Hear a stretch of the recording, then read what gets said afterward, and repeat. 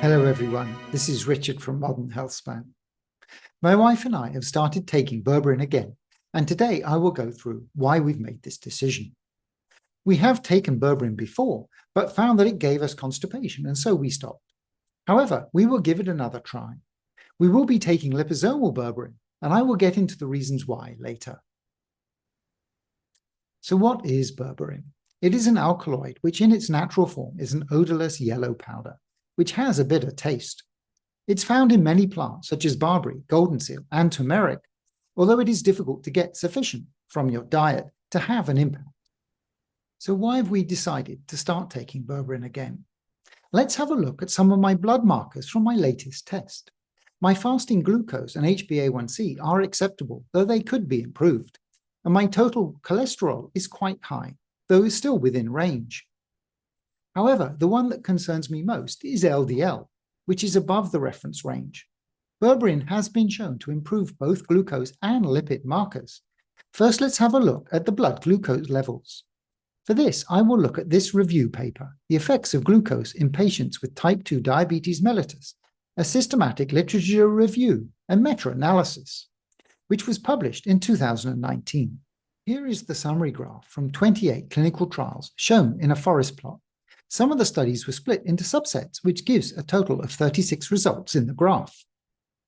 Markers on the right-hand side of the central line show an increase in fasting blood glucose. Those on the left show a decrease. The average of the results showed a lower blood glucose, shown here. This was by 0.54 millimoles per liter, or 7.6 milligrams per deciliter, so a drop of almost 10 in the fasting blood glucose. The p-value was less than 0.001, showing that this has reached significance. What was the dose of Berberine used in these trials? In this study, the authors split up the results into subset by what was being looked at. This one is for fasting plasma glucose. Others were for HbA1c and after-meal glucose levels or postprandial plasma glucose. I will look at the FPG one as a sample. Here are the range of daily doses, evenly split between less than 1.5 grams per day and between 1.5 and 2 grams. Interestingly, nearly all the trials had the supplements being taken either 2 or 3 times per day. So overall, this looks positive for Berberine to lower blood glucose. Let's move on and have a look at the lipid panel. Before I look at the trials, an excerpt from Dr. Peter Attia's book, Outlive. As a note, Dr. Attia does talk about the distinction between ApoB and LDL, with ApoB being the better marker, but currently I only have LDL, which he mentions here as a reasonable proxy. What level does Dr. Attia think is best? His view is the lower the better. I also used to think that the total cholesterol to HDL ratio was important, but it seems not to be a good predictor of CVD risk, and lowering the LDL is the target, rather than relying on a higher HDL to counteract it. For the lipid panel, I am using this systematic review on RCT studying the impact of Berberine on blood lipids. Here we have similar graphs as for the last paper, summarizing the results across the 11 trials that were included in the review. First is total cholesterol, which showed a reduction. The total average decrease was 0.61 millimoles per liter, or 23.6 milligrams per deciliter, with a very low p-value, showing that it was a significant result. For triglycerides, these were also lower, by 0.5 millimoles per liter, which is 44 milligrams per deciliter, with a significant p-value of 0.001. Moving on to LDL-C. There was a significant decrease, and looking at the forest plot, this was true for all the trials, as the green central point was on the left of the line in all cases. The mean change was minus 0.65 millimoles per liter, or 25.1 milligrams per deciliter. And finally, HDL-C. This was raised by a small amount, 0.05 millimoles per liter, which is 1.9 milligrams per deciliter. Here are the details for the doses and regimens for the trials. The doses seem to be lower, though I have not looked at this in detail, and we can see again that the Berberine was taken multiple times per day in all trials, with the majority being 3 times per day. So this is also looking good for improving the lipid panel, both in terms of lowering overall cholesterol and LDL and raising HDL. Those are our key reasons for starting to take berberine again, though berberine does have other positive effects. One is as an activator of AMPK and inhibitor of mTOR, both of which are good for longevity.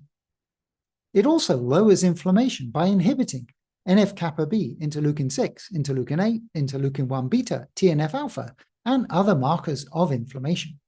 Interestingly, the anti-inflammatory effects have been shown to improve cognition in a rat model of neuronal inflammation. It has also been reported to increase mitochondrial biogenesis and to cause uncoupling, which reduces reactive oxygen species and helps to lose weight by burning glucose without creating ATP. Berberine is known to have a very low bioavailability. One way around this might be to use liposomes, which have been shown to improve berberine levels in the body after being dosed. This paper looked at the pharmacokinetics of berberine in a couple of liposomal delivery systems. Very briefly, a liposome is a small ball made up of a phospholipid bilayer, which can contain a payload such as berberine inside it. The liposome can protect the payload from the acid in the stomach and should help with absorption in the gut, as the liposomes have a very similar structure to cells. These graphs come from that paper.